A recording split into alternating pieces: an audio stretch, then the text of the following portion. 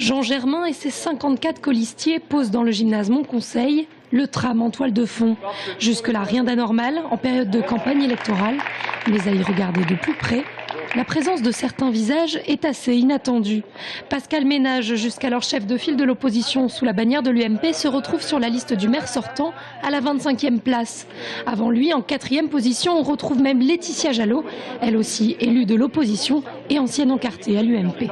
Je pense que dans une période difficile que nous traversons, économique et sociale, il est important de donner un signal aux Tourangeaux qui est très fort. Et je pense que ce rassemblement et cet esprit d'ouverture doit être salué. C'est une proposition que Jean Germain m'a faite il y a quelques mois, que j'ai mûri justement au fil des mois avec effectivement déjà une rencontre humaine avec des valeurs, avec des convictions, avec au bout du compte beaucoup plus de choses en commun que je ne le pensais. Et donc au fil du temps, j'ai mûri cette proposition pour effectivement rejoindre cette nouvelle équipe. Je dirais que le changement c'est maintenant.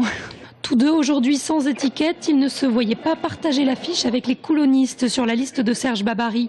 Une liste de rassemblement qui va donc du Parti communiste aux ex-UMP. Pas de quoi faire peur à Jean Germain. Les gens s'entendent sur des projets.